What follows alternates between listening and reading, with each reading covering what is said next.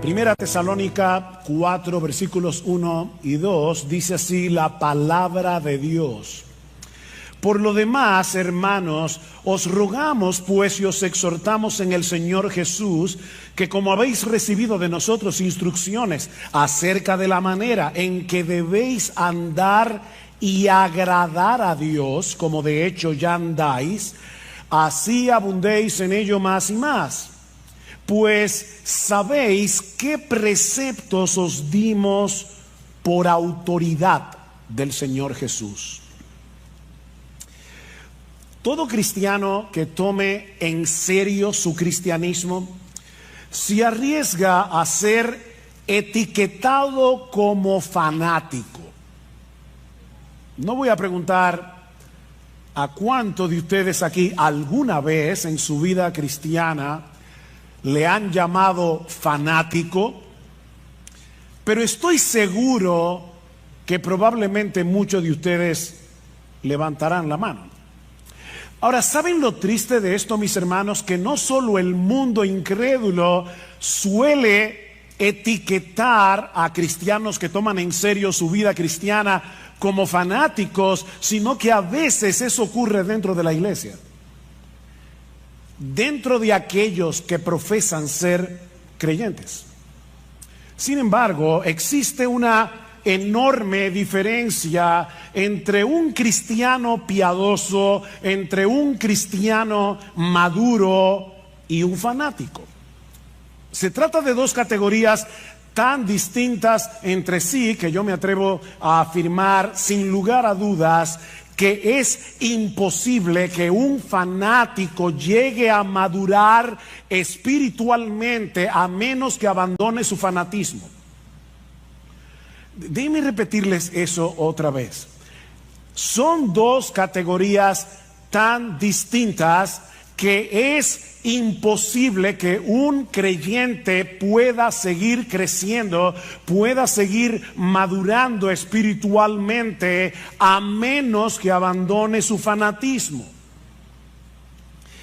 El problema, mis hermanos, es que si no sabemos distinguir unos de otros, podemos etiquetar de fanático a un creyente al que deberíamos estar imitando.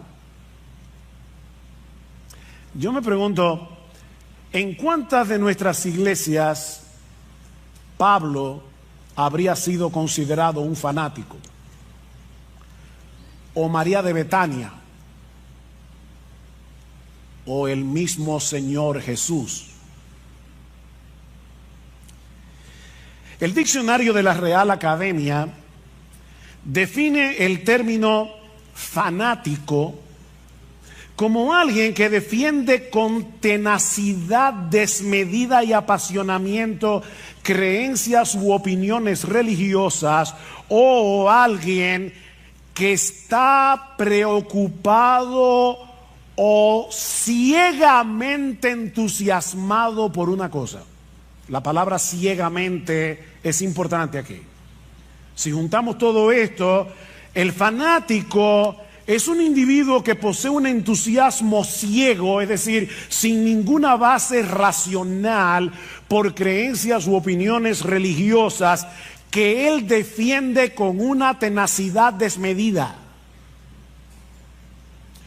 R.C. Sproul lo define, esta me encanta, como una persona que habiendo perdido de vista su meta, redobla sus esfuerzos por alcanzarla.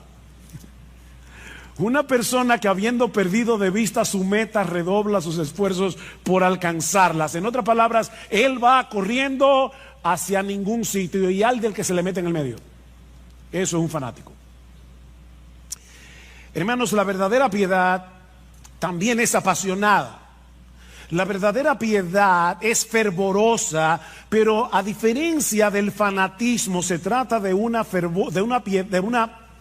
pasión y de un fervor bien informado, bien dirigidos. Usando como referencia la definición de Sproul, el creyente piadoso también se esfuerza para alcanzar una meta, pero no es un entusiasmo ciego, sino que surge de una fe que descansa en lo que Dios ha revelado de sí mismo y de nosotros como cristianos en su palabra. Este creyente, y yo espero poder estar hablando de ti esta mañana. Este creyente quiere vivir su vida de tal manera que esa meta trazada por Dios mismo, esa meta suprema, gobierne todo lo que hace, cada decisión que toma, la forma como se relaciona con los demás, absolutamente todo. Ahora, ¿cuál es esa meta? Trazada por Dios. O déjame ponértelo de otra manera. Si tú eres cristiano, si tú profesas ser cristiano, ¿qué es lo que Dios quiere de ti? Bueno, lee otra vez conmigo el versículo 1.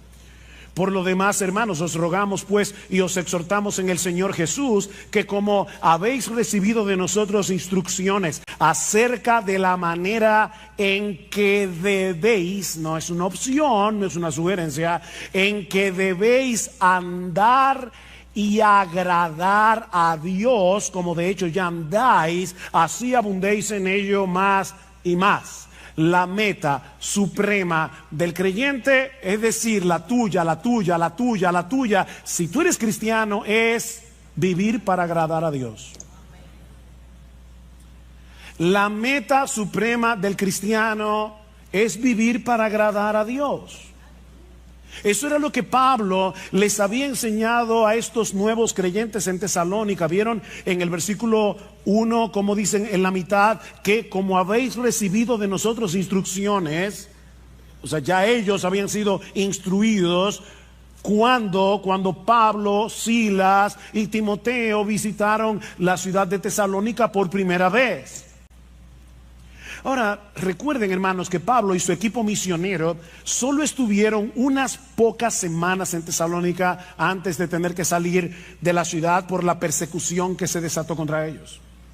Y en ese breve tiempo, una de las cosas que ellos enseñaron a estos recién convertidos es que ellos debían vivir para agradar a Dios.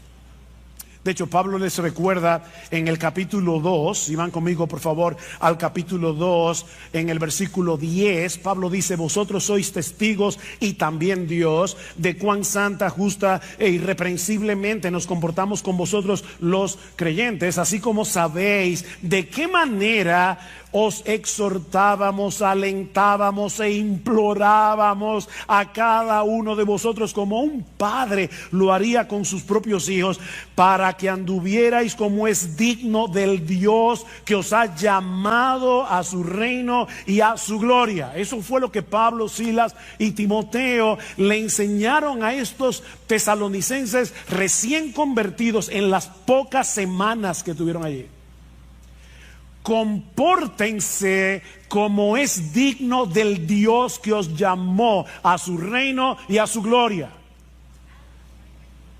Así que mi hermano, mi hermana, no importa si tú te convertiste hace 30 años, no importa si tú te convertiste hace 2 semanas, la meta suprema de tu vida debe ser agradar a Dios en todo lo que haces. La meta de tu vida es vivir como es digno de ese Dios que en una manera eficaz te llamó personalmente con nombre y apellido para que tú compartas su reino y su gloria.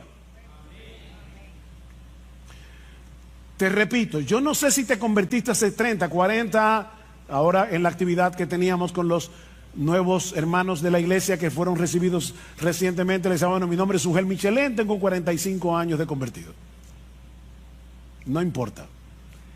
Y yo me convertí hace 6 meses, no importa. La meta tuya y la mía es exactamente la misma. Yo con 45 años, tú con 6 meses. Vivir para agradar a Dios. Vivir como es digno de ese Dios que nos llamó a ser parte de su reino y de su gloria. En otras palabras, como bien señala un comentarista, debemos vivir en este mundo caído, déjame ponértelo más fácil, según las directrices, los valores, las prioridades y la gloria de tu destino final. Eso fue lo que Pablo, Timoteo y Silas enseñaron a estos creyentes de Tesalónica tan pronto vinieron a Cristo en arrepentimiento y fe, y ahora que Pablo les escribe esta carta, les dice exactamente lo mismo. Versículo 1 otra vez: por lo demás, hermanos, os rogamos de nuevo y os exhortamos en el Señor Jesús de nuevo, que como habéis recibido instrucción cuando nosotros estábamos con ustedes personalmente en la ciudad, ahora les repito, vivan agradando a Dios. Otra vez, Pablo les ruega. Esa palabra significa pedir encarecidamente. Yo les pido encarecidamente, luego los exhorta. Esta palabra tiene muchas acepciones en el idioma original, pero podemos traducirla aquí: os ordenamos, como un capitán lo hace con su tropa. Piénsenlo así: que vivan para agradar a Dios.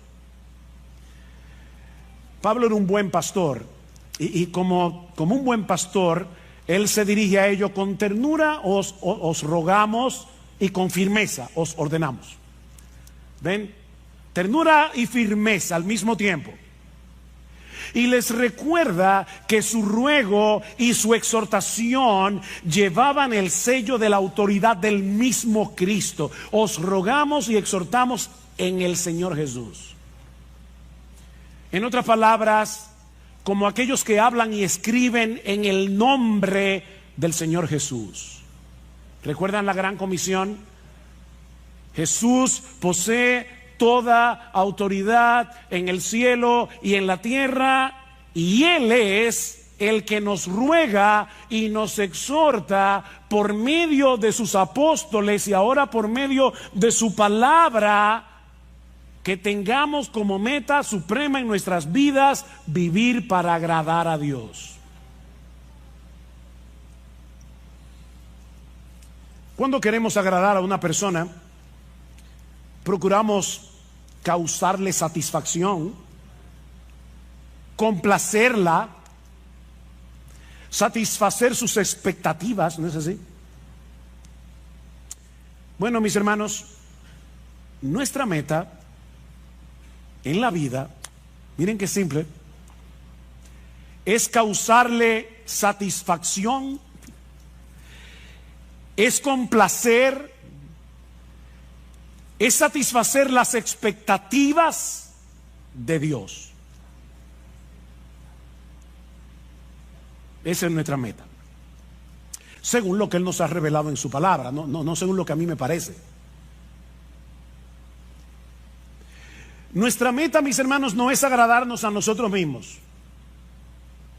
Nuestra meta obviamente no es agradar al mundo. De hecho, Pablo nos dice en Gálatas capítulo 1 versículo 10 que no se puede vivir agradando a Dios y agradando al mundo al mismo tiempo. Eso no se puede. Dice: pues busco ahora el favor de Dios o el de los hombres, pregunta Pablo, o trato de agradar a los hombres. Pues si todavía agradara a los hombres, no sería siervo de Cristo. No se puede ser siervo de Cristo y vivir tratando de agradar a los hombres. Esas dos metas son incompatibles. Es como tratar de ir a Santiago y a Samaná al mismo tiempo. No se puede. Por otro lado, esta meta excluye vivir la vida cristiana en automático. ¿Y eso qué significa? Bueno, tratar de cumplir con una serie de reglas, de deberes, por las reglas y por los deberes en sí mismos.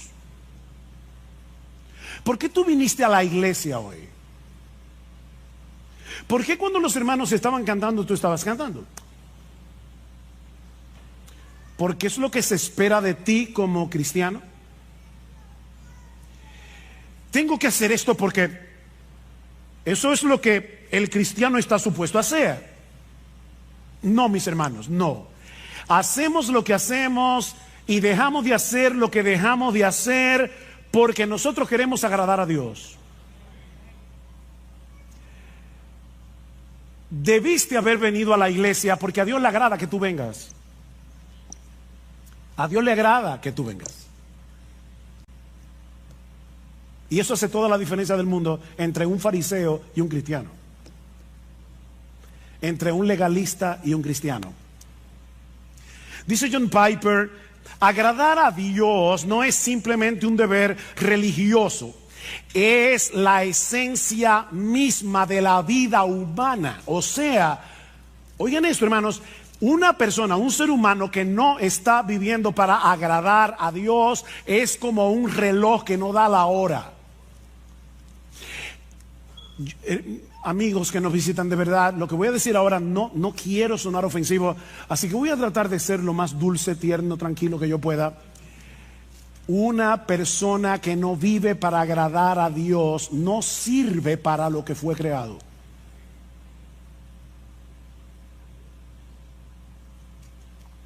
Porque agradar a Dios es la esencia de la vida humana. Y el ejemplo más evidente de esa realidad, obviamente, el modelo por excelencia es Jesús. Él es el modelo por excelencia de lo que significa ser humano. No olviden que sí, Jesús era verdadero Dios, pero cuando se encarnó, era verdadero hombre. Verdadero Dios, verdadero hombre. Dice el Señor en Juan 8:29, el Padre no me ha dejado solo porque yo hago siempre lo que le agrada. Yo hago siempre lo que le agrada, a tal punto que en el huerto de Getsemaní le dijo, Padre mío, si es posible pasa de mí esta copa, pero que no sea mi voluntad sino la tuya. O sea, Cristo estuvo dispuesto a agradar a Dios aunque eso implicara su muerte en la cruz, hasta ese punto. Yo hago siempre lo que le agrada. Jesús no vivió su vida terrenal en automático. Él siempre hizo lo que hizo con una meta delante de sus ojos. Yo quiero agradar a mi Padre que me envió. Bueno, pero eso es Jesús, que era un hombre perfecto, sin pecado, pero la realidad es que nadie puede agradar a Dios aunque lo intente, pastor. ¿Acaso no dice en Isaías capítulo 64, versículo 6, que todas nuestras justicias son como un trapo de inmundicia delante de Él? O sea, el mismo Dios dice en su palabra que todas nuestras justicias son como un trapo de inmundicia. ¿Cómo yo puedo agradar a Dios? Ese es un buen ejemplo de un texto citado fuera de contexto. Y recuerden que un texto fuera de contexto es un pretexto. Si tú lees con cuidado los capítulos que rodean Isaías 64:6, te vas a dar cuenta que Dios está hablando aquí de aquellos que presentaban sus sacrificios sin estar acompañados de una fe sincera y sin tomar en cuenta lo que Dios había prescrito en su palabra acerca de estos sacrificios. En otras palabras, estos israelitas pensaban que el mero hecho de practicar un ritual, el mero hecho de presentar un sacrificio y presentarlo como les diera la gana, eso era suficiente. Pero ese texto no está diciendo que ningún creyente del Antiguo Testamento no podía agradar a Dios. En ese mismo pasaje, y ahí es que uno ve cómo el leer un texto fuera de contexto se convierte en un problema, porque si tú lees, ¿verdad? Déjenme decirles algo que yo espero que ustedes estén bien despiertos, pero Isaías 64:6 está después de Isaías 64:5. ¿Lo captaron? Ok. Déjame decirte lo que dice el texto anterior, Isaías 64:5. Saliste al encuentro del que con alegría hacía justicia, de los que se acordaban de ti en tus caminos. Algunos israelitas sí estaban haciendo justicia. Y esas justicias no eran un trapo de inmundicia. ¿Y quiénes eran esos israelitas cuyas obras no eran trapo de inmundicia? Bueno, déjame darte ahora algo más profundo. Isaías 64:6 está después de Isaías 64:5, e Isaías 64:5 está después de Isaías 64:4. Hoy estoy profundo. Y en Isaías 64:4 dice que los que agradan a Dios son aquellos que esperan en Él. Son aquellos que no están tratando de ganarse el favor de Dios a través de sus sacrificios. Son hombres y mujeres que esperan en Dios. De manera, mis hermanos, que si tú le estás predicando el evangelio a una persona que está tratando de ganarse la salvación, que está tratando de ganarse el cielo, está tratando de ganarse el favor de Dios a través de sus obras y no por medio de la fe, tú puedes citarle sin problemas Isaías 64:6 y decirle: ay, lamento decirte que todas tus obras de justicia son como un trapo de inmundicia delante de Dios, no te sirven para nada. Pero si estamos hablando con un creyente justificado solo por gracia, solo por Cristo y solo por medio de la fe, que en dependencia del Espíritu Santo está tratando de agradar a Dios, este versículo no aplica. No aplica. En el mismo texto en el que Pablo dice que la salvación es por gracia, por medio de la fe y no por obras, para que nadie se gloríe, Pablo termina diciendo que somos hechura suya, creados en Cristo Jesús para buenas obras, las cuales Dios preparó de antemano para que anduviésemos en ellas. El cristiano no está tratando de agradar a Dios para ganarse algo, no está tratando de agradar a Dios para ganarse el cielo, para ganarse su favor, sino porque ya fue favorecido de pura gracia, aunque él no lo merecía, porque él confió en la persona y la obra de Cristo. Este creyente quiere vivir para agradar a Dios, dependiendo de la misma gracia que lo salvó. ¿Ven? Él es salvo por gracia, obediente por gracia, hace buenas obras por gracia. Él está dependiendo de la misma gracia que lo salvó. 1 Corintios 15:10, Pablo dice: por la gracia de Dios yo soy lo que soy. Su gracia no ha sido en vano para conmigo. O sea, su gracia ha estado operando en mí para que yo haga todo lo que hago. Es su gracia. En otras palabras, yo quiero convencerte en esta mañana de que tú puedes agradar a Dios. Podemos agradar a Dios porque ya Dios nos capacitó para agradarlo y puso en nosotros por su Espíritu el deseo de hacerlo. Nos capacitó y nos motiva. Uno de los pasajes del Nuevo Testamento que mejor expresa esa misteriosa interacción entre el obrar de Dios y nuestro obrar, y de paso es uno de mis textos favoritos del Nuevo Testamento, es Hebreos capítulo 13, versículo 20 y 21, en una doxología donde Pablo expresa lo siguiente: y el Dios de paz, que resucitó de los muertos a nuestro Señor Jesucristo, el gran pastor de las ovejas, por la sangre del pacto eterno, os haga, ese buen pastor, os haga aptos en toda buena obra, para que hagáis su voluntad. Ahora el misterio: haciendo Él en vosotros lo que es agradable delante de Él por Jesucristo. Haciendo Él en vosotros lo que es agradable delante de Él por Jesucristo, al cual sea la gloria por los siglos de los siglos. Amén. Nuestro gran pastor no solo derramó su sangre por nosotros en la cruz para el perdón de nuestros pecados, sino que ahora Él continúa fortaleciéndonos, Él continúa capacitándonos internamente. Él continúa manteniendo viva nuestra fe para que podamos hacer lo que es agradable para Dios. Insisto en lo de la fe porque la Biblia dice en Hebreos capítulo 11, versículo 6, que sin fe es imposible agradar a Dios. Él está obrando en nuestro obrar. Y a Dios le agrada ver la obra de su Hijo en nuestro obrar. O como dice Pablo en Filipenses 2:13, Él es el que está produciendo en nosotros el querer como el hacer por su buena voluntad.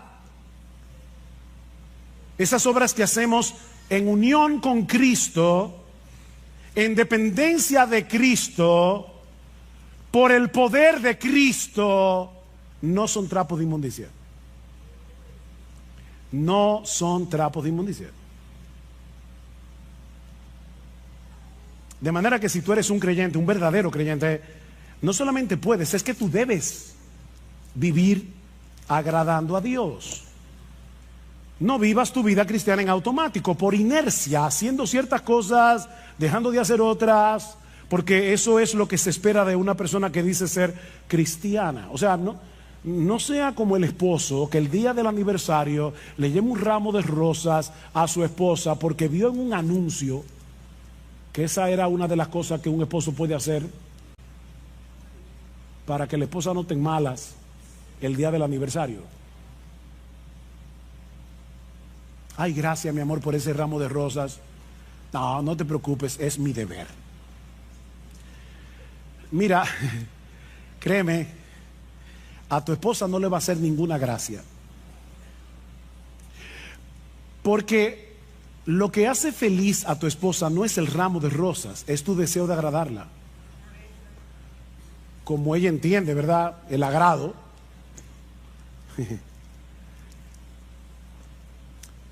Bueno, en un grado infinitamente superior,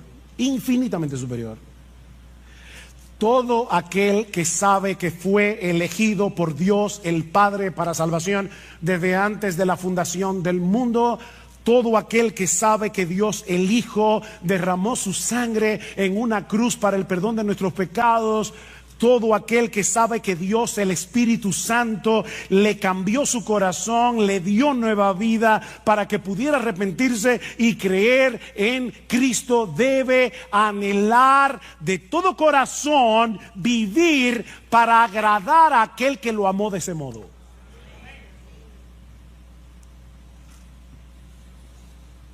¿Y cómo luce esa vida que agrada a Dios? O planteándolo de otro modo, ¿cómo podemos los creyentes vivir de tal manera que Dios se agrade con nosotros? Bueno, en el resto del pasaje, hasta el versículo 12, Pablo va a decir algunas cosas que vamos a estudiar más adelante. Eso incluye la pureza sexual, versículos 3 al 8. Una de las cosas que vamos a ver allí es cómo nosotros podemos vencer la impureza sexual, la inmoralidad sexual. Pablo habla de eso en ese texto. Pero la pureza sexual es algo que agrada a Dios. En los versículos 9 al 10 vemos que el amor entre los hermanos es algo que agrada a Dios. Y ahora sorpréndete, en los versículos 11 y 12 vemos que a Dios le agrada ver a una persona siendo responsable en su trabajo. ¿Tú sabías eso? Que cuando tú eres responsable en tu trabajo, a Dios le agrada eso. Eso lo vamos a ver en el texto. Yo no me estoy inventando nada. Así que en este pasaje vemos que la pureza sexual, el amor entre los hermanos, el amor creciente entre los hermanos y la responsabilidad laboral son cosas que agradan a Dios. Pero la Biblia menciona muchas otras cosas que son del agrado de Dios. En el texto que leímos al principio, en la carta de Pablo a los Colosenses, Pablo dice a estos hermanos que él está orando por ellos y pidiendo que ellos sean llenos del conocimiento de su voluntad en toda sabiduría e inteligencia espiritual, para que andéis como es digno del Señor, agradándole en todo. Pastor, en el texto griego, ¿qué significa la palabra todo? Eso mismo. Todo. Todo. ¿Y cómo yo hago eso? Bueno, el texto sigue hablando y nos dice algunas formas en las que nosotros podemos agradar al Señor. Dice, llevando fruto en toda buena obra, una vida fructífera agrada a Dios. Sobre todo el fruto del Espíritu Santo, que es desarrollar en nosotros el carácter de Jesús, ¿verdad? Amor, gozo, paz, paciencia, benignidad, bondad, fe, mansedumbre, templanza. En la misma medida en que tú te pareces más a Jesús y menos a ti, Dios se agrada. Creciendo en el conocimiento de Dios, dice Pablo. Lo que agrada a Dios no es que llenemos la cabeza de teología, de informaciones, es que crezcamos en nuestro conocimiento de Él para disfrutar de una mayor intimidad con Él. A mí me encanta leer biografías, es una de mis secciones de lecturas favoritas. Me encanta leer biografías. Recientemente estuve leyendo, he leído 2 biografías en este año. La biografía de R.C. Sproul, que murió hace recientemente, y la biografía de Tim Keller, que también murió hace relativamente poco tiempo. Yo tuve la oportunidad de saludar a esos 2 hombres en diferentes eventos. Ahora, si ustedes me preguntan, ¿tú conociste a R.C. Sproul? Mi respuesta, no. ¿Tú conociste a Tim Keller? No. Yo tengo información acerca de ellos 2, pero yo no los conocía. Bueno, se puede tener información de Dios y no conocer a Dios. Pero Pablo sigue diciendo, o sea, la vida fructífera agrada a Dios, crecer en el conocimiento de Dios, obviamente agrada a Dios. Pregúntale a tu esposa, esposo, si a ella no le agrada que tú crezcas en tu relación con ella. Pero en tercer lugar, fortalecidos con todo poder conforme a la potencia de su gloria, para toda paciencia y longanimidad, es decir, para toda paciencia y perseverancia, sobre todo en medio de las presiones, en medio de las pruebas. ¿Sabes qué, mi hermano? Cuando tú estás sufriendo, cuando tú estás en medio de una gran aflicción y por obra del Espíritu Santo en ti que te capacita, tú soportas la aflicción en el poder que viene de Dios, eso agrada a Dios. Ese texto me fue de una tremenda bendición esta semana. Estaba muy agobiado en mis pensamientos con varias cosas. Y me alegra que en uno de los salmos dice, ¿quién me diese alas de águila y vuele a tal, yo no sé dónde? ¿Verdad que hay momentos que uno quiere desaparecerse del mapa? ¿O a ti no te pasa? Y con ese sentimiento en mi corazón, créame, vino ese texto a mi mente. Y yo dije, no, Padre, perdóname. O sea, el asunto aquí no es huir, no es escapar, es fortalecerme en ti. Porque cuando yo hago eso, a ti te agrada, a ti te agrada que en la prueba, en el dolor, me fortalezca en Dios. Eso agrada a Dios.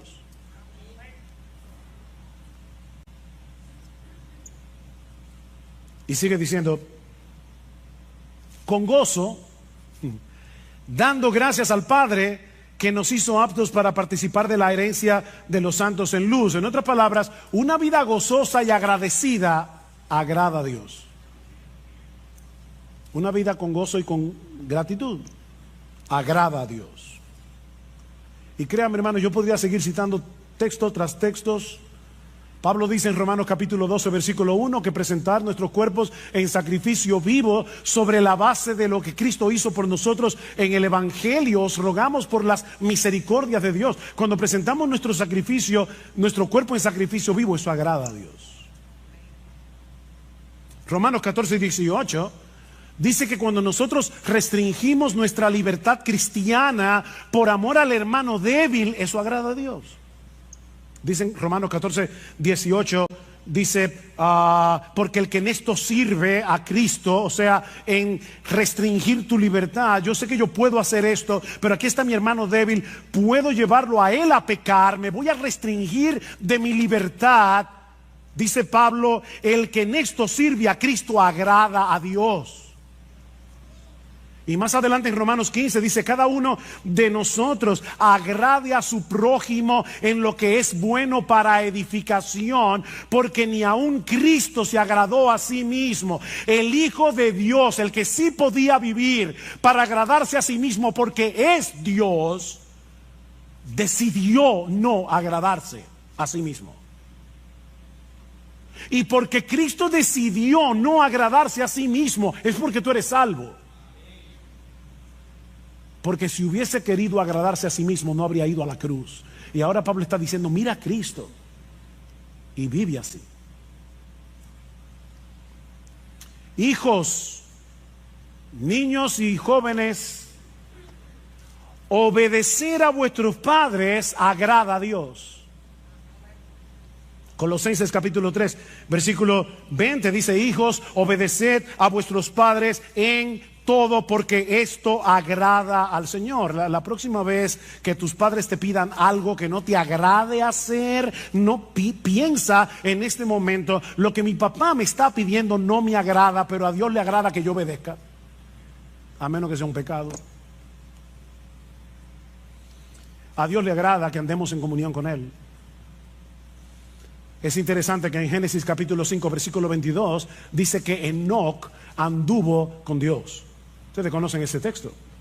Pero en la versión griega del Antiguo Testamento, conocido como la Septuaginta, dice que Enoc agradó a Dios. O sea, donde dice que Enoc anduvo con Dios, la Septuaginta dice agradó a Dios. Y luego el autor de la carta a los Hebreos, basándose en este texto, dice: por la fe Enoc fue traspuesto para no ver muerte, y no fue hallado porque lo traspuso Dios, y antes que fuese traspuesto tuvo testimonio de haber agradado a Dios. ¿Ven que se puede agradar a Dios? Dios no le dijo a Enoc: eso es trapo de inmundicia. No, no, no.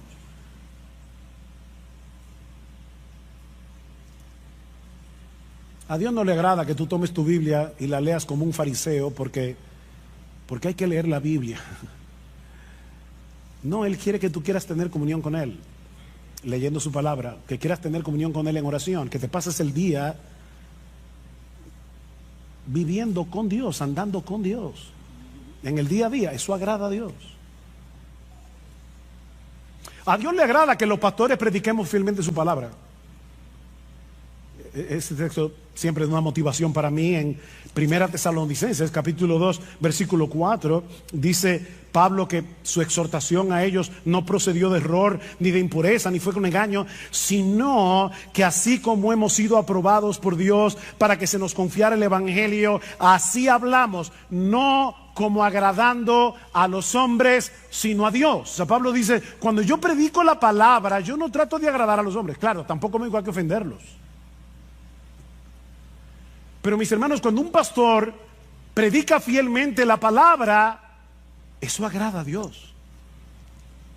A Dios le agrada que compartamos lo nuestro con el que tiene necesidad. Hebreos capítulo 13, versículo 16: y de hacer el bien y de la ayuda mutua no os olvidéis, porque de tales sacrificios se agrada a Dios.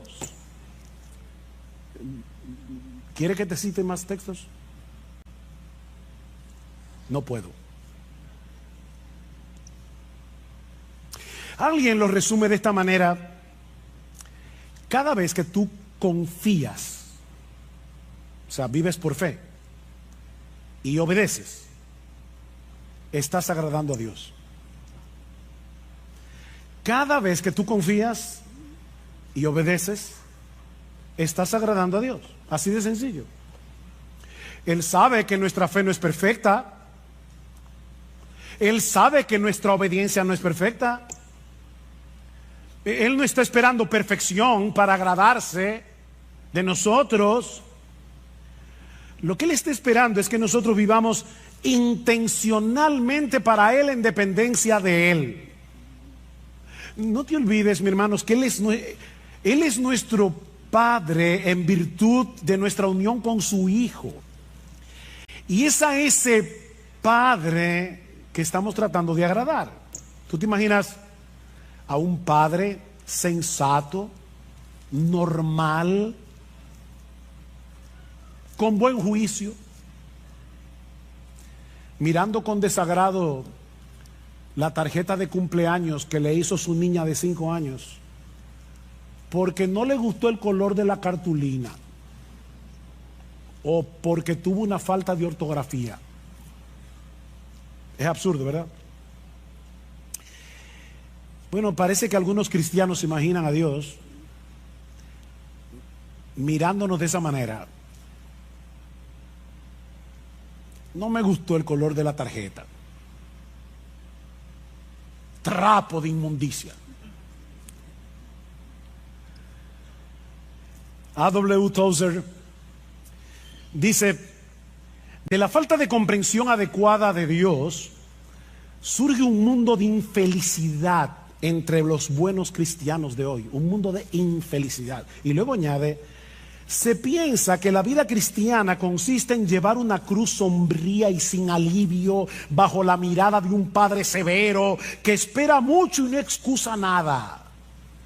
Un padre austero, malhumorado, muy temperamental y extremadamente difícil de complacer. ¿Te ha pasado eso por la cabeza? ¿Has visto alguna vez a Dios así? Ese no es el Dios de la Biblia. Ese no es el Dios que se nos revela en la Escritura como el Padre de nuestro Señor Jesucristo y que ha venido a ser ahora nuestro Padre por causa de nuestra unión con Él. Si eres creyente, mi hermano, ahora tú estás vestido con la ropa de gala de la justicia perfecta de Jesús y por lo tanto tus intentos de agradar a Dios no son un trapo de inmundicia, es la ropa de Jesús. Pedro dice en su primera carta que los cristianos ofrecemos a Dios sacrificios espirituales que son aceptables a Dios por medio de Jesucristo. Yo he oído hermanos que le da vergüenza cantar en voz alta porque no cantan bien. O ellos creen que no lo voy a juzgar ahora, ¿verdad? O sea, ellos creen que nacieron con oreja, pero no con oído musical. Y prefieren cantar bajito. Mira, canta.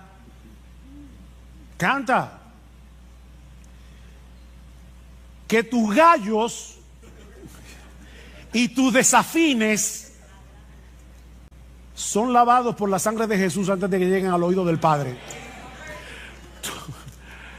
Tus sacrificios espirituales son aceptables delante de Dios por Jesucristo. Ahora, no me malentiendan, yo no estoy diciendo que podemos darle a Dios cualquier cosa y vamos a esperar que Él se contente con eso. No, yo no estoy diciendo eso.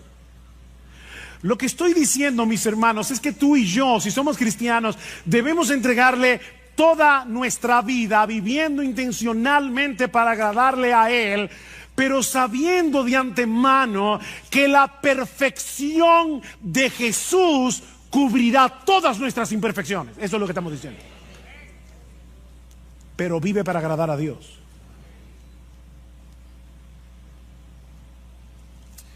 Pero el texto no termina ahí. Hay una segunda enseñanza en este pasaje. Ya vimos que la meta suprema del cristiano es vivir para agradar a Dios. Pero mucho más brevemente, no os preocupéis, mucho más brevemente, este texto también nos enseña que vivir para agradar a Dios es una meta en constante crecimiento. ¿Qué dice el texto?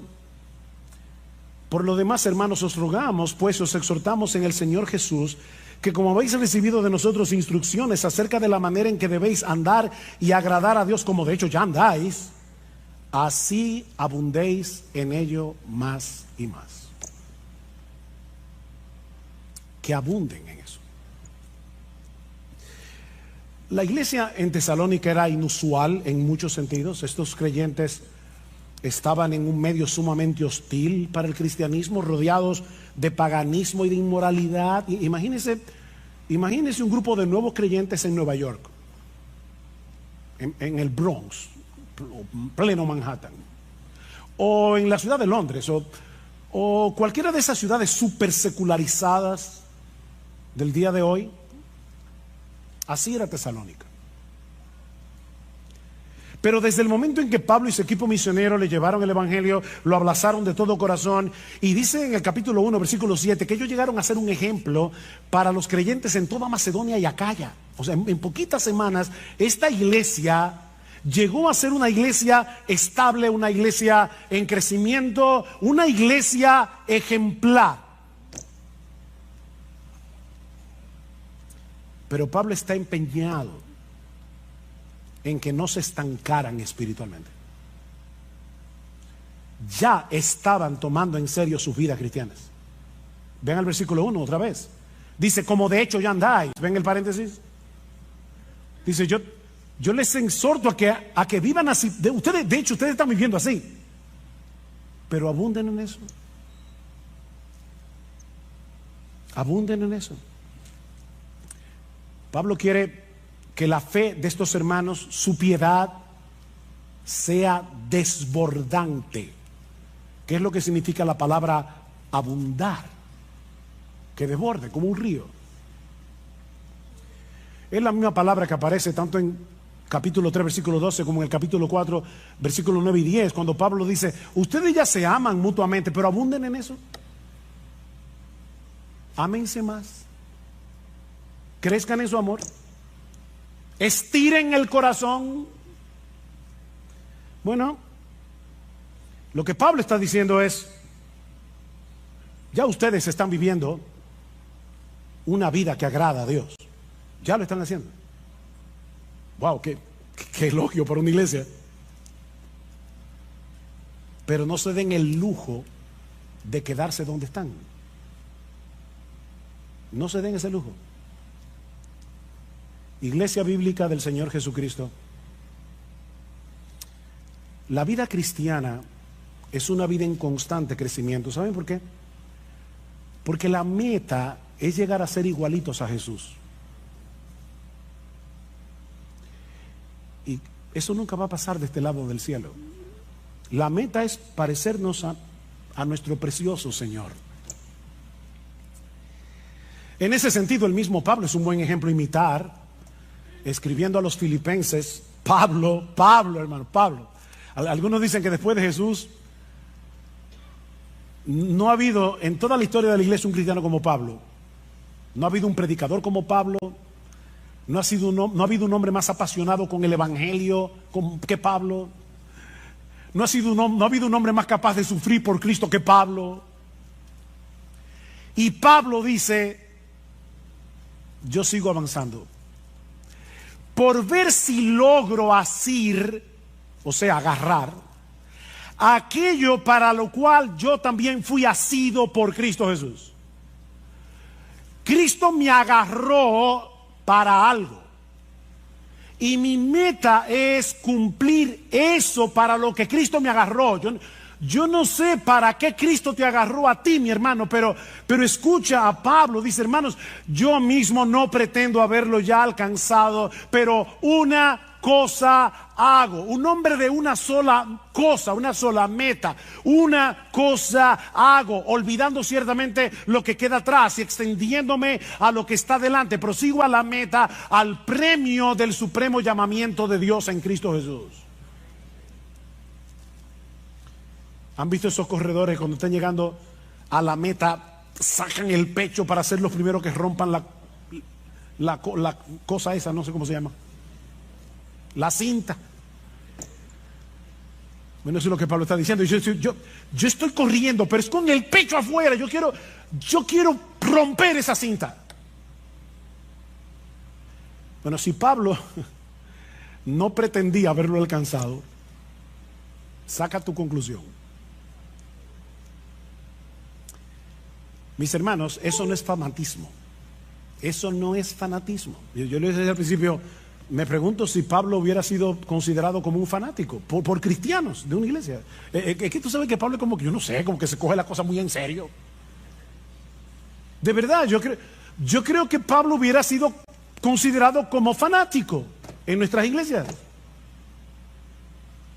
Pero mis hermanos, eso no es fanatismo, eso es cristianismo, puro y simple.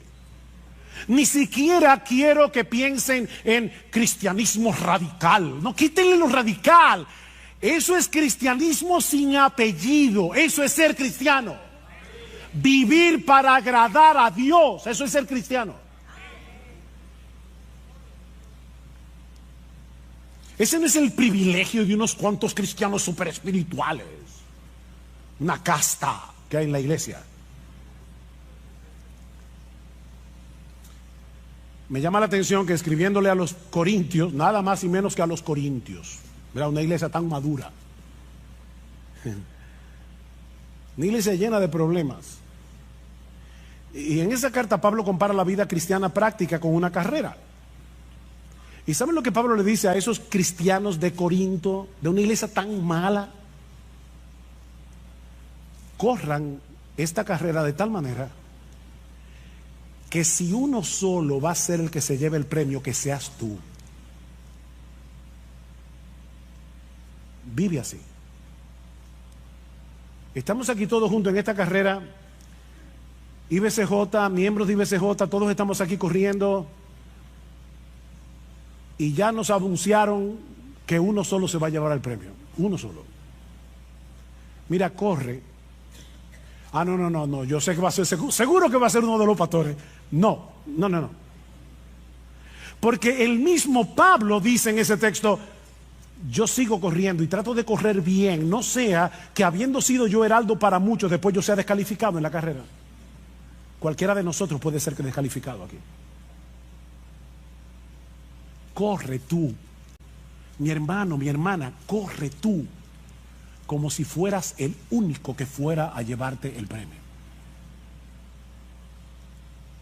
¿No sabéis que los que corren en el estadio, todos a la verdad corren, pero uno solo se lleva el premio? Le dice Pablo a estos creyentes. Corred de tal manera que lo obtengáis.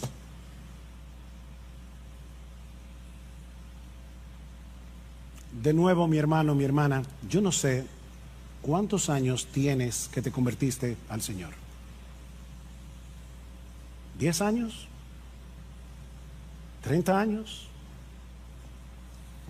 ¿45 años? ¿15 días? ¿Fue ayer? La meta suprema de tu vida no puede ser otra que procurar intencionalmente agradar a Dios en todo lo que haces.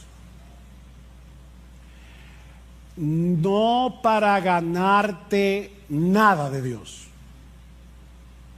no para ganarte su favor, no, sino porque ya fuiste favorecido gratis por causa de Jesús.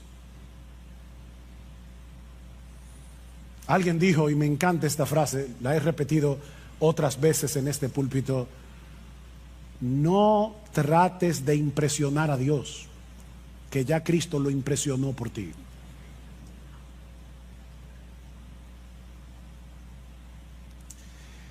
Para ponerlo de una manera que los niños que están aquí puedan entenderlo. Niños, cuando nos convertimos a Cristo, Dios nos puso a nosotros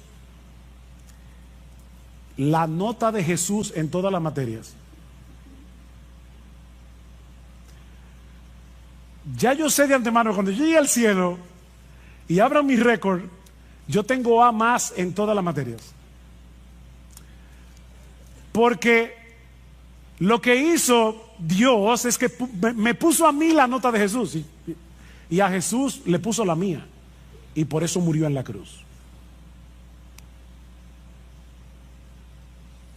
Y es descansando en esa justicia perfecta que ya tenemos en Él, es descansando en esa obra del Espíritu en nosotros, que ahora podemos seguir creciendo en nuestra relación con el Señor. Ahora podemos seguir creciendo en nuestra capacidad de amar a otros. Ahora podemos seguir creciendo en nuestra vida de santidad, en nuestro testimonio ante el mundo incrédulo. Y sobre todas las cosas, ahora podemos parecernos cada vez más a nuestro precioso Señor Jesucristo. Y eso es lo que más agrada a Dios, ver a su Hijo en nosotros. Así que, hermano, para concluir, olvídate todo lo que ha quedado atrás en tu vida cristiana. Todo, olvídate de eso. Y continúa extendiéndote hacia lo que tienes por delante.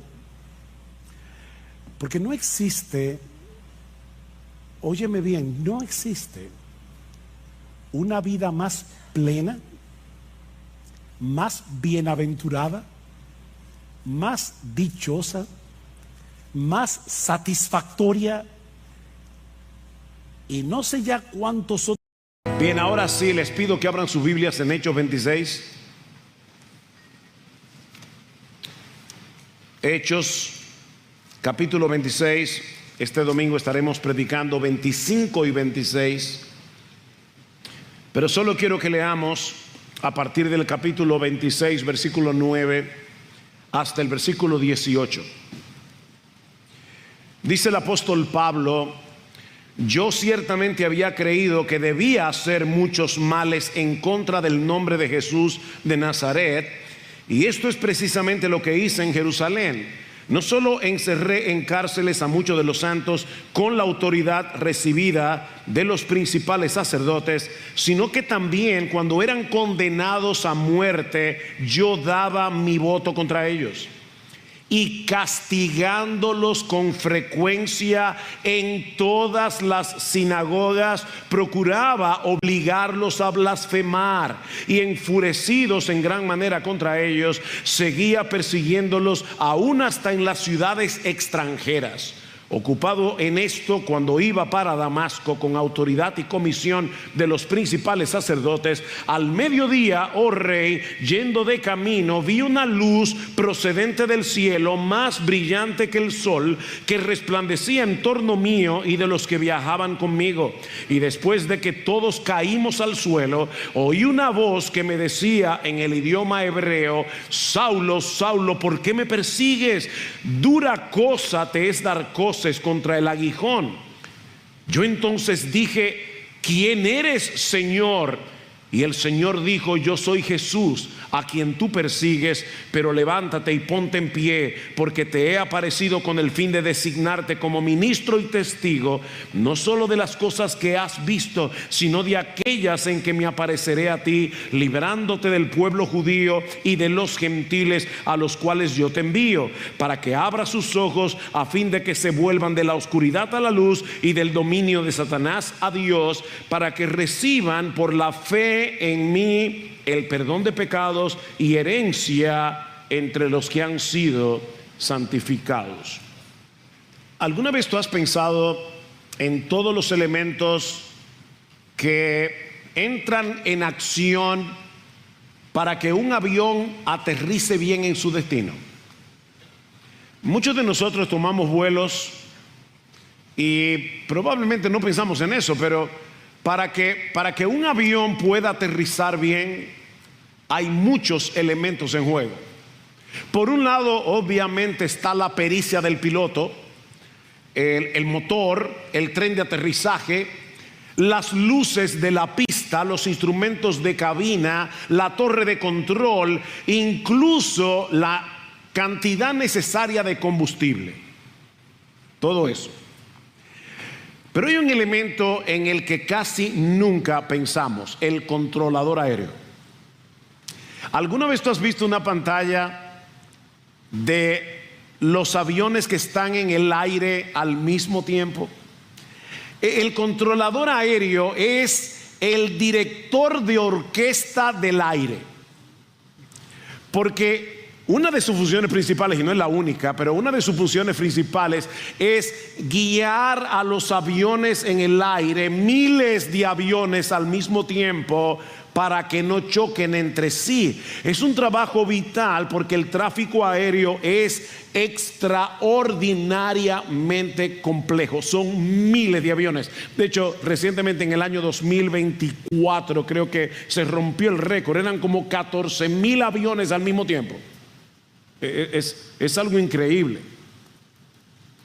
Bueno, en un nivel infinitamente superior, la providencia de Dios es muy similar a los controladores aéreos. No la vemos, no la oímos, pero está controlando a la perfección miles de millones de eventos interactuando entre sí y llevando a cumplimiento sus propósitos buenos, soberanos, para la gloria de su nombre y para el bien de su pueblo. La providencia de Dios. La palabra providencia lo que significa es ver de antemano para resolver las cosas. En el caso de Dios, es la supervisión de Dios sobre toda su creación para que las cosas sucedan de cierta manera. Esta providencia se hace muy evidente en el pasaje que nosotros vamos a considerar en esta mañana. Capítulo 25, capítulo 26 del libro de los Hechos. El capítulo 25 del libro de los Hechos es como el Esther del Nuevo Testamento. ¿Qué característica particular tiene el libro de Esther? Que no menciona el nombre de Dios. Bueno, en el capítulo 25 del libro de los Hechos no se menciona el nombre de Dios. Está ausente. Sin embargo, lo que vemos en este capítulo es que Él está moviendo los hilos de su providencia en la vida y ministerio del apóstol Pablo. En todo este relato encontramos estrategias políticas, la burocracia romana, las tramas de los judíos, audiencias en los tribunales, son muchas cosas. Pero detrás de ese escenario está el Dios que parece ausente, pero está cumpliendo lo que Jesús le dijo a Pablo en Hechos capítulo 23 versículo 11. Ese es el motivo, el centro de lo que está guiando estos capítulos. Como has testificado de mí en Jerusalén, así es necesario que testifiques también en Roma. Y a través de todos esos eventos, déjenme ponerlo de esta forma, a través de todos esos eventos, Jesús estaba preparando una pista de aterrizaje para que el evangelio llegara a los poderosos en Roma y luego al corazón mismo del imperio, el controlador aéreo. Podemos dividir este relato en 4 grandes escenas. En la primera vemos que Dios frustra el mal y encarrila el evangelio hacia el destino trazado por Él. Dios frustra el mal y está encarrilando el evangelio hacia el destino trazado por Él. Vean el versículo 27 del capítulo anterior, es importante para ver el contexto. Hechos 24, 27 y 25, 1. Pero transcurrido 2 años, Porcio Festo llegó como sucesor de Félix y deseando hacer un favor, la palabra favor aparece 3 veces en este pasaje, para hacerle un favor a los judíos, Félix dejó preso a Pablo. Festo entonces, 3 días después de haber llegado a la provincia, subió a Jerusalén desde Cesarea. Festo había sido enviado por Roma a sustituir a Félix, que dejó un desastre en la región de Judea, que incluye la ciudad de Cesarea. Y tan pronto llega a Judea, Festo decide subir a Jerusalén para tratar de estar en buenos términos con los judíos. Versículo 2. Y los principales sacerdotes y los judíos más influyentes le presentaron acusaciones contra Pablo e instaban a Festo pidiéndole contra Pablo el favor, otra vez la palabra, el favor de que lo hiciera traer a Jerusalén. Supuestamente, vamos a juzgar el caso aquí, preparando ellos al mismo tiempo una emboscada para matarlo en el camino. Mis hermanos, han pasado 2 años. Pablo está preso en Cesarea, en arresto domiciliario. Pero el odio de estos judíos no se ha calmado ni un poquito.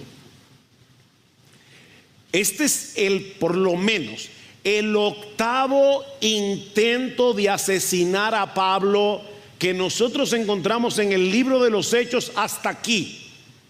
El 8º intento de asesinato contra Pablo. Ahora, Festo, que tenía una mentalidad muy diferente a la de Félix, era un hombre más apegado a la ley romana, quería favorecer a los judíos, pero sabía que no podía acceder a su petición por un asunto de jurisdicción. Pablo estaba en custodia en la ciudad de Cesarea. Así que lo que hace Festo es decir a los judíos: no puedo traer a Pablo a Jerusalén, pero si ustedes quieren, desciendan conmigo a Cesarea y acusen a Pablo delante de mí. Versículo 7. Cuando éste llegó a Cesarea, y los judíos también, los judíos que habían descendido de Jerusalén presentando contra él, cuando éste llegó, los rodearon los judíos que habían descendido de Jerusalén, presentando contra él, contra Pablo, muchas y graves acusaciones que no podían probar. Mientras Pablo decía en defensa propia: no he cometido ningún delito. Noten que en el versículo 7 no dice de qué estaban acusando los judíos a Pablo, pero en la defensa de Pablo tenemos una idea: yo no he cometido ningún delito ni contra los judíos, ni contra el templo, ni contra el César. Ahora han entrado en juego al emperador. O sea, ellos quieren presentar a Pablo como un revolucionario, como una persona que está creando problemas contra el emperador. Sin embargo, dice el texto, ellos no podían probar las acusaciones. Versículo 9. Pero Festo, queriendo hacer un favor, otra vez, a los judíos, es como si Lucas nos estuviera diciendo: ¿se dan cuenta que no había manera de que Pablo tuviera un juicio justo en Cesarea? Mientras los judíos estuvieran cerca, Pablo no iba a tener un juicio justo, porque los gobernadores querían estar en buena con los judíos. Así que dice: pero Festo, queriendo hacer un favor a los judíos, respondió a Pablo y dijo: ¿estás dispuesto a subir a Jerusalén y a ser juzgado delante de mí por estas acusaciones? Fíjense, Festo sabe que los judíos no pueden probar los cargos que tienen contra Pablo, pero al mismo tiempo quiere congraciarse con ellos. ¿Qué debieron haber hecho los gobernadores romanos? Soltar a Pablo, pero lo mantienen preso. ¿Quieres ir a Jerusalén? Dice Pablo: de ninguna manera. Y Pablo apela al César. Vean el versículo 11. Si soy pues un malhechor y he hecho algo digno de muerte, no rehúso morir. Pero si ninguna de estas cosas de que estos me acusan es verdad, nadie puede entregarme a ellos. Apelo al César. Entonces Festo, habiendo deliberado con el consejo, respondió: al César has apelado, al César irás. Ahora yo necesito explicarles un poco de historia aquí. En un caso como este, cuando un ciudadano romano estaba siendo acusado de un delito que podía llevarlo a la muerte, el ciudadano romano tenía la potestad de apelar para que su causa fuera juzgada por el mismo emperador. Ahora, cuando yo leía este pasaje, no podía dejar de maravillarme de nuevo en la providencia de Dios. Mis hermanos, ¿cómo fue que Pablo llegó a ser ciudadano romano? Bueno, en Hechos capítulo 22 dice que él era ciudadano de nacimiento. Versículo 28, 22-28.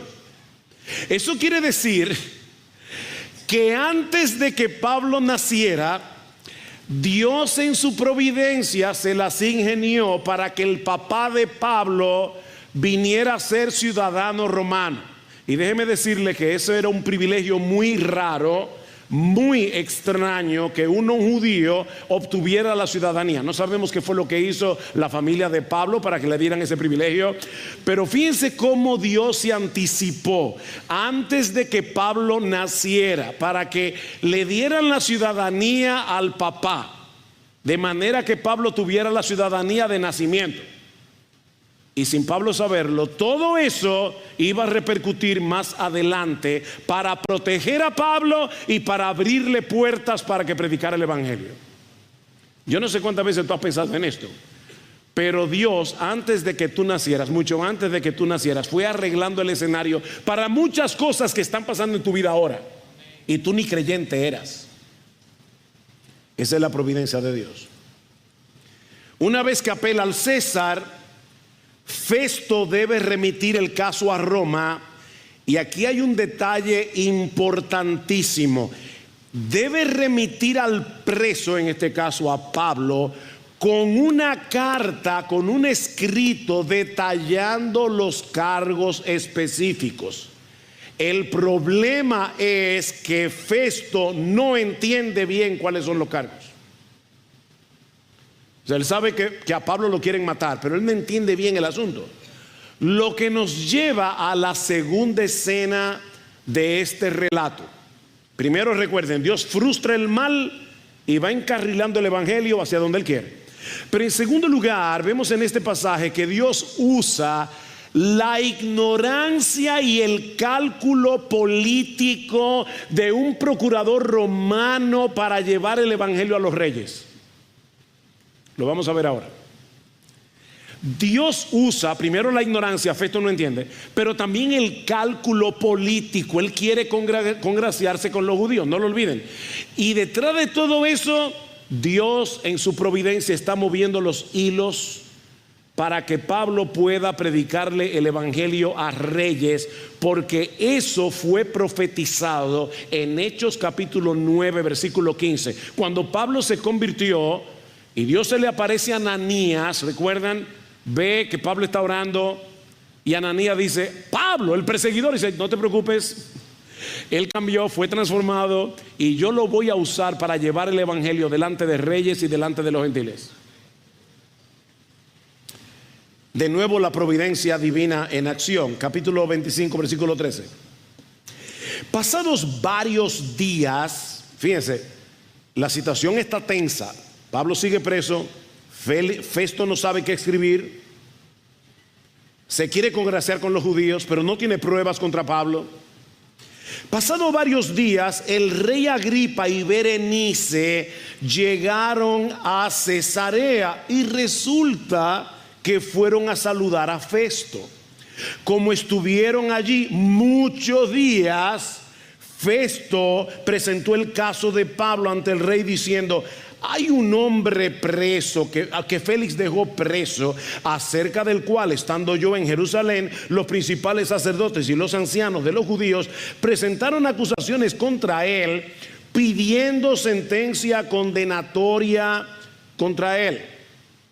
¿Se dan cuenta, hermanos, aquí de nuevo la providencia de Dios? Pablo está en arresto domiciliario y, como dirían algunos, por casualidad de la vida, resulta que Agripa y Berenice deciden ir a Cesarea y obviamente deciden ir a saludar a Festo. Y por casualidad de la vida, Festo le dice a Agripa en una conversación casual: óyeme, yo tengo un lío aquí con un preso complicado. Los judíos lo quieren matar, pero yo no entiendo todavía de qué que lo están acusando. Agripa y Berenice eran hermanos, hijos de Agripa I. Herodes Agripa I es el Herodes que murió comido de gusanos en Hechos capítulo 12. Eran sobrinos de Herodías, la que pidió en una bandeja la cabeza de Juan el Bautista, junto con Salomé, que a su vez se casó con su tío Antipas, que también era tío de estos dos, y al mismo tiempo eran bisnietos de Herodes el Grande, el mismo Herodes que mandó a matar los niños cuando Jesús nació. O sea, era una familia ejemplar. Y estos dos, Herodes Agripa y Berenice, que eran hermanos, no eran de lo más buena gente que digamos. De hecho, había muchos rumores en Roma de que la relación entre ellos era rara, entre estos dos hermanos. Así que, al igual que muchos en su familia, ambos tenían una moral muy cuestionable. Ahora, es importante aclarar que Herodes y Berenice descendían de una familia judía, mitad judía. lo que implicaba que estaban muy familiarizados con el judaísmo.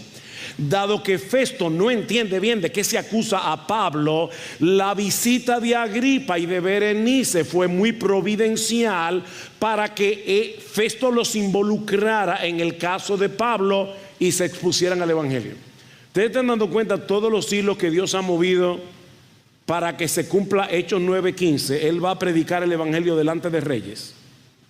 Todo eso está envuelto aquí. Festo le relata todo lo que había sucedido hasta ese momento cuando él llegó a Cesarea y el problema que implicaba para él este caso. Versículo 18 del capítulo 25. Dice,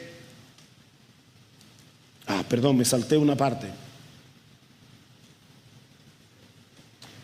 Versículo 18. Dice, y levantándose los acusadores, presentaban acusaciones contra él, pero no de la clase de crímenes que yo suponía, sino que simplemente tenían contra él ciertas cuestiones sobre su propia religión y sobre cierto Jesús ya muerto, de quien Pablo afirmaba que estaba vivo. Pero estando yo perplejo cómo investigar estas cuestiones, le pregunté si estaba dispuesto a ir a Jerusalén y ser juzgado de estas cosas allá. Pero como Pablo apeló que se lo tuviera bajo custodia para que el emperador diera el fallo, ordené que continuase bajo custodia hasta que yo lo enviara al César. Entonces Agripa dijo a Festo: a mí también me gustaría oír al hombre. Mañana, dijo Festo, lo oirás. O sea, Dios también obró en el corazón de Agripa para que le molestara un gusanito y dijera: oye, ¿sabe qué? A mí me gustaría oír a Pablo, oír a ese hombre.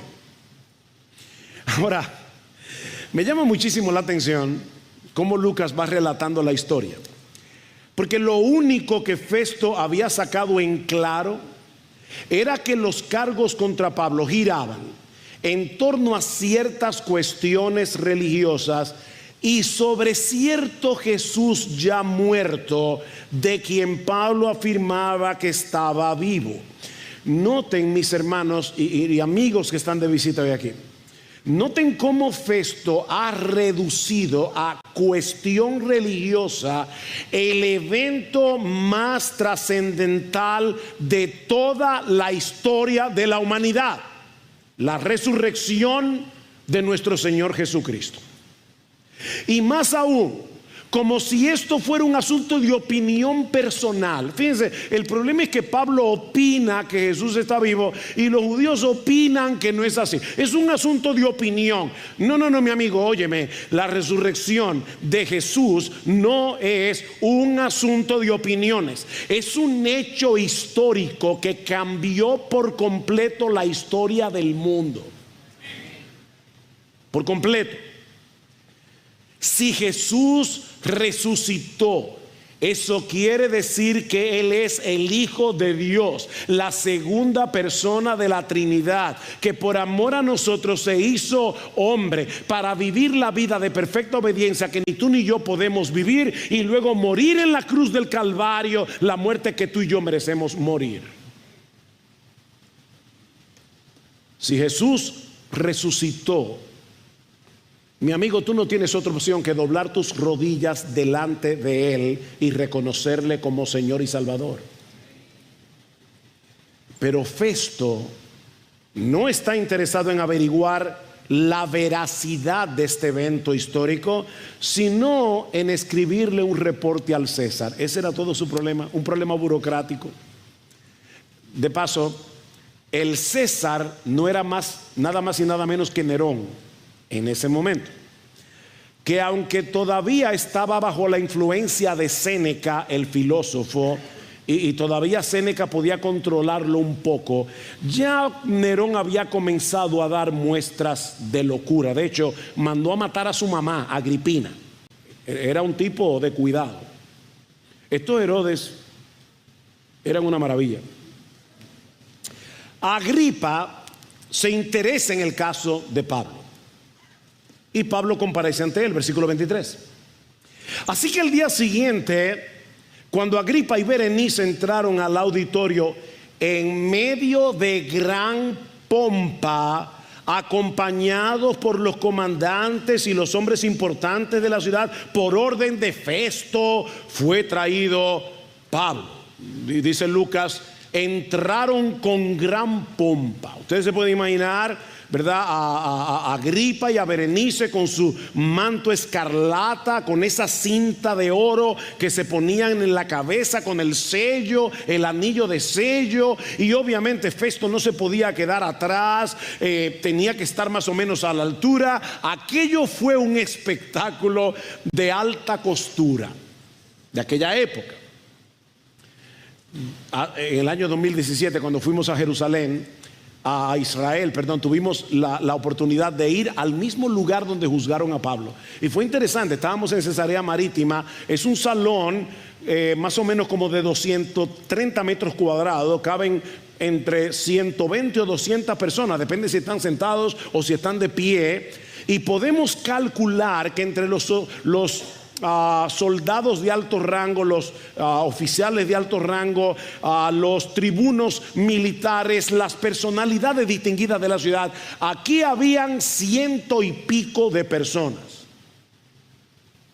Y de repente, si estuviéramos viendo una película, la luz no se enfoca en toda la pompa de los reyes, gobernadores, militares. Se enfoca en un preso que llega probablemente con una ropa raída y en cadenas, pero resulta que ese preso es el protagonista de la historia. O para decirlo con más precisión, resulta que Jesucristo es el protagonista de la historia y Pablo es su siervo. Así que ¿se dan cuenta cómo Dios se las ingenió para que toda esa gente tuviera que escuchar a Pablo? Escuchar el evangelio de su boca. Versículo 24. Y Festo dijo: Rey Agripa y todos los demás aquí presentes con nosotros, aquí veis a este hombre, acerca de quien toda la multitud de los judíos, tanto en Jerusalén como aquí, me hizo una petición, declarando a gritos que no debía beber, que no debe vivir más. ¿Se dan cuenta del odio? Pero yo encontré que no había hecho nada digno de muerte, y como él mismo apeló al emperador, he decidido enviarlo. Pero no tengo nada definido sobre él para escribirle a mi señor. Por eso lo he traído ante vosotros, y especialmente ante ti, Rey Agripa, para que después de que se le interrogue yo tenga algo que escribir, porque me parecía absurdo enviar a un preso y no informar también de los cargos en su contra. Eso nos lleva ahora a la tercera escena de nuestro relato. Dios convierte una sala de audiencia en un púlpito. Mis hermanos, nosotros siempre debemos estar listos y preparados para presentar defensa con mansedumbre y reverencia ante todo el que demande razón de la esperanza que hay en nosotros. Bueno, el apóstol Pablo tenía a Jesús en el centro de su mente y en su corazón, y él no podía perder la oportunidad. Fíjense que Pablo no defendió su causa para que lo sacaran libre. Pablo aprovechó el momento para predicar el nombre de Jesucristo. Hechos 26:1. Y Agripa dijo a Pablo: se te permite hablar en tu favor. Entonces Pablo, extendiendo las manos, comenzó su defensa.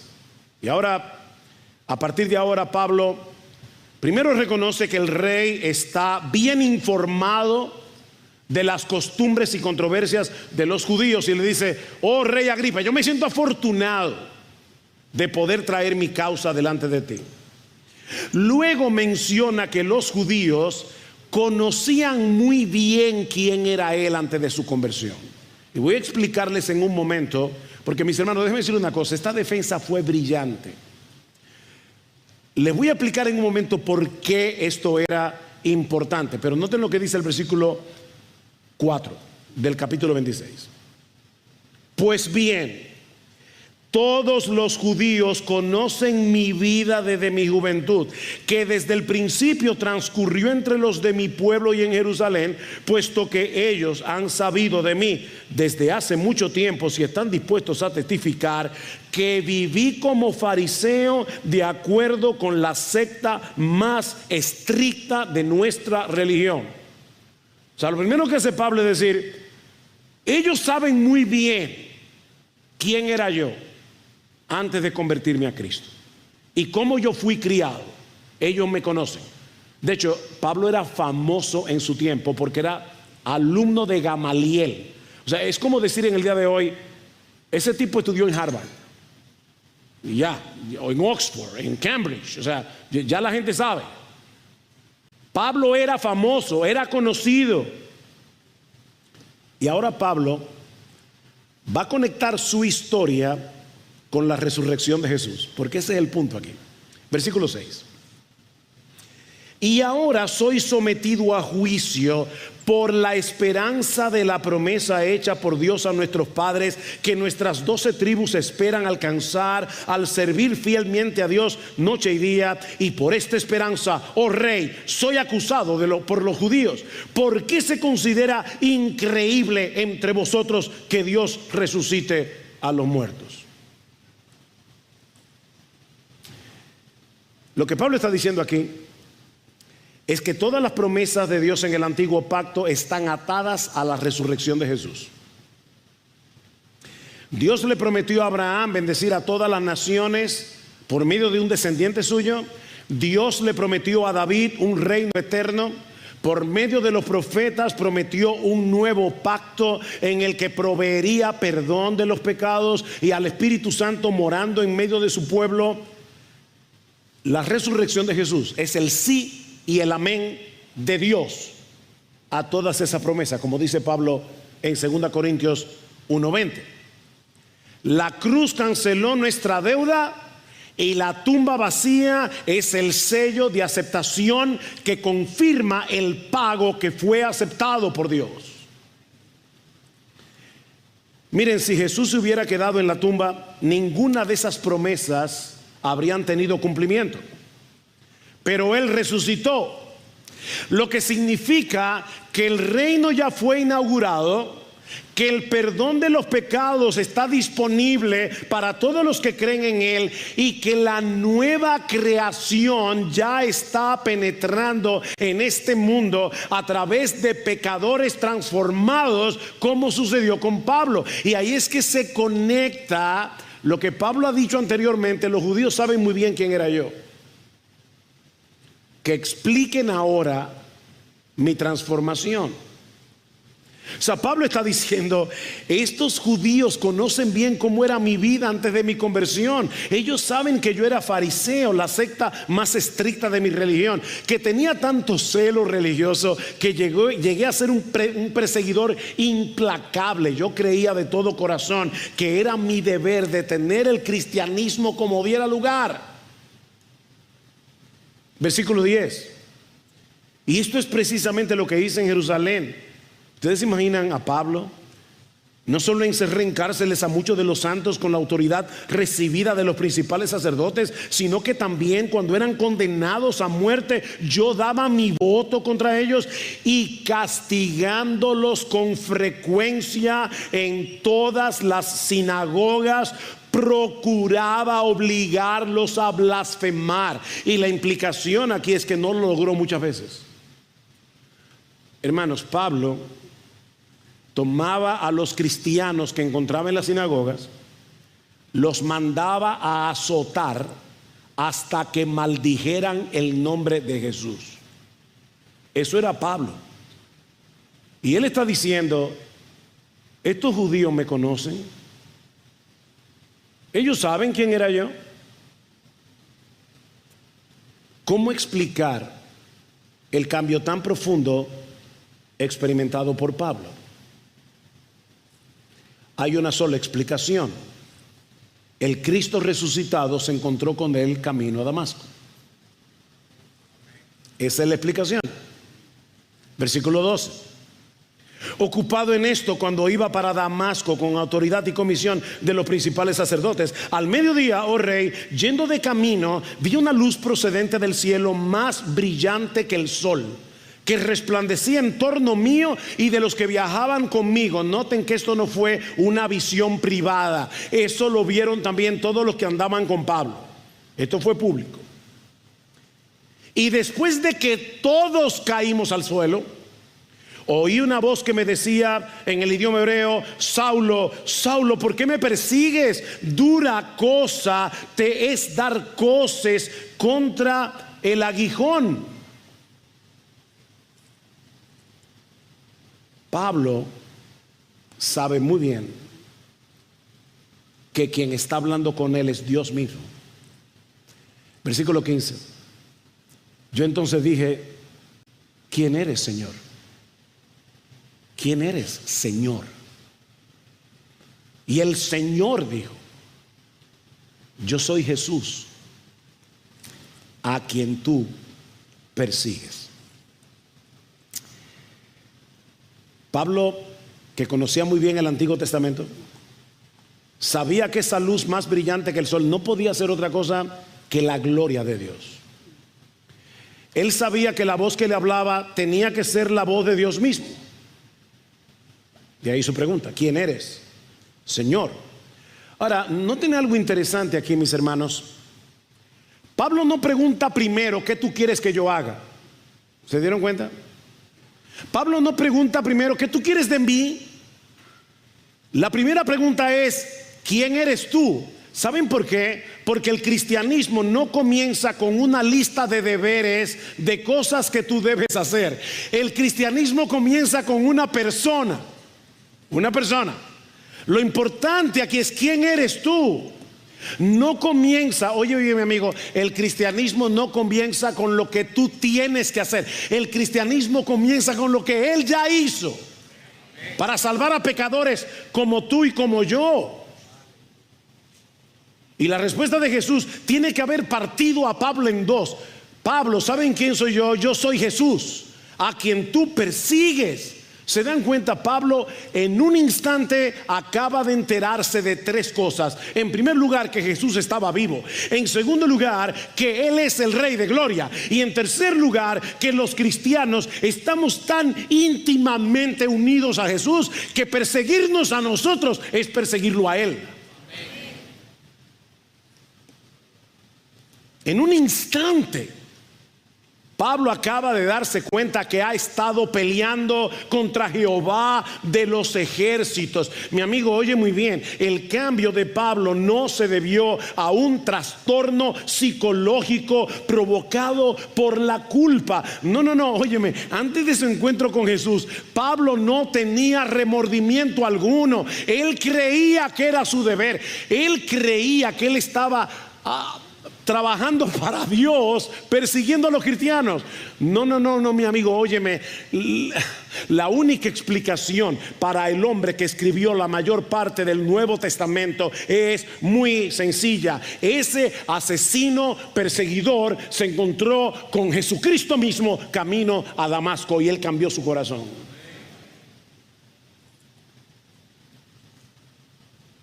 Y ahora Cristo le va a dar a Pablo una nueva agenda. Él tenía su agenda de los principales sacerdotes: perseguir a los cristianos. Ahora Jesús le dice: Pablo, dame tu agenda. Ahora toma esta es tu nueva agenda. Para esto vas a vivir hasta que te mueras. ¿Qué vas a hacer? Versículo 16. Pero levántate y ponte en pie. No tengo el tiempo para mostrar eso, pero esas son las mismas palabras que le dijo Dios a Ezequiel en Ezequiel capítulo 2 y Ezequiel capítulo 3. Es como si Pablo estuviera siendo comparado aquí con los profetas del Antiguo Testamento. Ponte en pie, porque te he aparecido con el fin de designarte como ministro y testigo, no solo de las cosas que has visto, sino también de aquellas en que me apareceré a ti, librándote del pueblo judío y de los gentiles a los cuales yo te envío. Desde que Pablo se convirtió, Cristo le dijo: óyeme bien, te van a perseguir, yo te voy a cuidar hasta que tú cumplas la tarea que yo te encomendé. Versículo 18. para que abras sus ojos, a fin de que se vuelvan de la oscuridad a la luz y del dominio de Satanás a Dios, para que reciban por la fe en mí el perdón de pecados y herencia entre los que han sido santificados. La implicación de estos versículos es muy clara. El hombre no regenerado está ciego, está viviendo en oscuridad, bajo el dominio de Satanás, sumido en la culpa y la condenación y fuera de la herencia de los que Dios ha santificado o apartado para sí. Pero ahora Jesús está comisionando a Pablo para que abra los ojos de los ciegos, de modo que se vuelvan de las tinieblas a la luz, del dominio de Satanás al de Dios, y para que reciban por la fe en su nombre perdón de pecados y herencia entre los santificados. De paso, noten que la nueva vida en Cristo implica estar en la nueva comunidad de Cristo. ¿Se dieron cuenta? Convertirse es ser parte del pueblo de Dios. En otras palabras, escuchen esto con atención. Lo que Cristo le está diciendo es: Pablo, yo te voy a usar a ti para hacer una obra sobrenatural, porque tú vas a abrir los ojos de los ciegos, y cuando ellos abran sus ojos va a pasar todo lo que está aquí. Y alguien puede preguntarse: ¿cómo que Pablo va a abrir los ojos de los ciegos? ¿Quién tiene poder para hacer eso? Nadie. Pablo no tenía ningún poder para abrirle los ojos a nadie. ¿Cómo podemos explicar esto? Wow, hermanos, esto es glorioso, porque la explicación la da el mismo Pablo en 2 Corintios, capítulo 4. Noten la similitud entre Hechos 26 y 2 Corintios 4.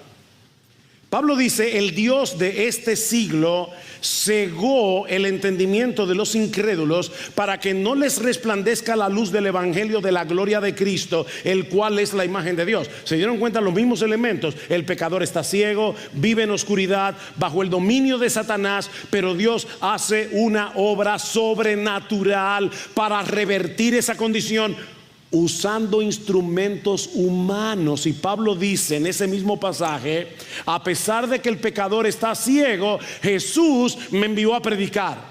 ¿Y para qué Jesús te envió a predicar la palabra? ¿Para qué te mandó a predicar el evangelio? Porque Dios, que mandó que de las tinieblas resplandeciese la luz, es el que resplandeció en nuestros corazones para iluminación del conocimiento de la gloria de Dios en la faz de Jesucristo. Mis hermanos, por favor, escuchen esto, porque esto es glorioso. El creador del universo usa una boca humana para proclamar la gloria, la belleza, la hermosura de Jesucristo en el evangelio. Y usando una boca humana, Él hace que la gloria de ese Cristo brille en tu corazón. Así fue que tú te convertiste.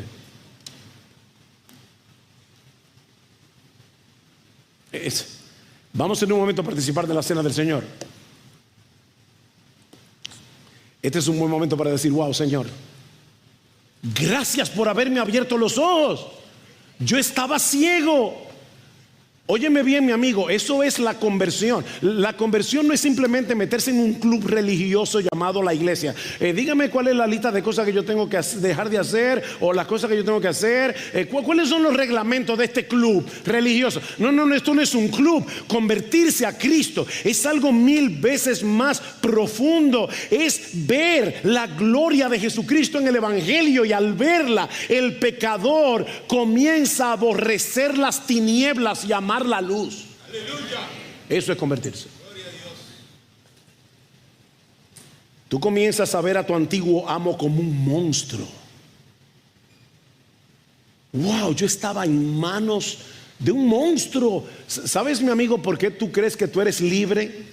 El pecador cree que está libre porque Satanás se las ingenia para obrar a través de tus deseos, para que tú quieras seguir pecando y de esa manera mantenerte en tu condenación. Y tú crees que eres libre. Pero ¿qué dice Pablo en Efesios capítulo 2? Si Él nos dio vida a vosotros cuando estábamos muertos en nuestros delitos y pecados, siguiendo la corriente de este mundo. Nos arrastraba el río como peces muertos. Oh, pero cuando Dios por su palabra abre nuestros ojos, comenzamos a ver al diablo como un monstruo y a rechazar todo lo que él representa. Por primera vez estamos libres de culpa porque sabemos que hemos sido perdonados por medio de la fe en Jesús. Ahora sabemos que pertenecemos al pueblo de los santificados por Dios. ¿Y saben qué, mis hermanos? Hay un sentido en el que todo el pueblo de Dios, tú y yo, todo el pueblo de Dios, tenemos la misma comisión que se le dio a Pablo. ¿Qué dice en Primera de Pedro capítulo 2 versículo 9? Cómo Pedro describe la iglesia como linaje escogido, real sacerdocio, nación santa, pueblo adquirido por Dios. ¿Para qué? Para que anunciéis las virtudes de aquel que os llamó de las tinieblas a su luz admirable. Óyeme, mi hermano, si Dios abrió tus ojos para que vieras la suprema belleza y el supremo valor de Jesús, es para que ahora lo proclames. Nosotros proclamamos y Dios alumbra corazones. Así funciona. ¿Qué hizo Pablo cuando Cristo le dio una encomienda nueva? De inmediato ponerse en eso, en la misión, versículo 19. Por consiguiente, oh rey Agripa, no fui desobediente a la visión celestial. No fui desobediente. Y en los versículos siguientes Pablo hace un breve recuento de su labor, a la vez que conecta su predicación con el Antiguo Testamento. Vean el versículo 22. Así que habiendo recibido ayuda de Dios, continúo hasta este día testificando tanto a pequeños como a grandes, no declarando más que lo que los profetas y Moisés dijeron que sucedería. Yo no estoy inventando una nueva religión. Que el Cristo había de padecer y que por motivo de su resurrección de entre los muertos, Él debía ser el primero en proclamar luz tanto al pueblo judío como a los gentiles. Esto es impresionante porque Pablo acaba de dar un giro a la audiencia, colocando a sus acusadores en el banquillo de los acusados. ¿Se dieron cuenta? Si estos judíos que me están acusando realmente creyeran en sus escrituras, habrían creído en Jesús, porque Él es el centro de todo este libro. Si le creyeran a Moisés, si le creyeran a los profetas, habrían creído en Jesús. Así que realmente el problema de ellos es que son malos judíos. ¿Qué giro más brillante? O sea, Pablo está diciendo, en toda esta sala, el más judío aquí soy yo. Porque yo sí creo lo que dice este libro. Y precisamente por eso creo en Jesús. Fue una defensa magistral. ¿Cómo reaccionaron sus jueces? Bueno, muy brevemente, esto nos lleva a la última escena del relato. Dios confronta a los corazones, dejando a los poderosos sin excusa. Dios confronta a los corazones dejando a los poderosos sin excusa. Versículo 24. Mientras Pablo decía esto en su defensa, Festo dijo a gran voz: Pablo, estás loco. Tu mucho saber te está haciendo perder la cabeza. Óyeme, con el inconverso uno nunca gana. ¿Ustedes se acuerdan de que acusaron a Pablo en Atenas? De ser un loco ignorante. Y ahora aquí lo están acusando de ser loco por su cultura. Es palo si boga y palo si no boga. Pablo resalta la racionalidad de su mensaje para luego dirigirse directamente al rey. Versículo 25. Mas Pablo dijo: no estoy loco, excelentísimo Festo, sino que hablo palabras de verdad y de cordura, porque el rey, ahora está apuntando al rey, entiende estas cosas, y también le hablo con confianza, porque estoy persuadido de que él no ignora nada de esto, pues esto no se ha hecho en secreto. Rey Agripa, ¿crees en los profetas? Yo sé que crees. ¿Saben qué ha pasado aquí? Que el acusado se ha convertido en juez. Él ha puesto a los judíos y a Agripa en el banquillo de los acusados. Agripa conocía muy bien las escrituras del Antiguo Testamento. De hecho, a él se le dio la potestad de poner sacerdotes en Jerusalén. Era muy instruido. Y podía constatar si lo que Pablo decía era cierto, pero en cambio, en su orgullo, y yo espero, mi amigo, que si tú estás aquí en esta mañana, no te dejes atrapar por tu orgullo, como le pasó a Agripa. Para no tener que humillarse, responde con una respuesta ambigua. Versículo 29. Y Agripa respondió a Pablo: en poco tiempo me persuadirás a que me haga cristiano. Y aquí no sabemos a qué se refiere. El texto es difícil de traducir. Puede ser: por poco me persuades, o puede ser: ¿y tú crees que con tan poco me vas a persuadir? No sabemos, de verdad, yo no sé, por más que lo investigué, no entiendo del todo cuál de las dos opciones son. Lo que sí está claro es que está evadiendo la pregunta. Pero Pablo vuelve a la carga. Versículo 29. Y Pablo dijo: quisiera Dios que ya fuera en poco tiempo o en mucho, no solo tú, sino también todos los que hoy me oyen llegaran a ser tal como soy, a excepción de estas cadenas. Pablo les está diciendo: ustedes no tienen ni idea del privilegio que tengo yo, preso en una cárcel, encadenado. Yo soy más libre que todos ustedes y tengo más gloria a mi disposición. Ojalá ustedes estuvieran en mi posición, excepto por estas cadenas.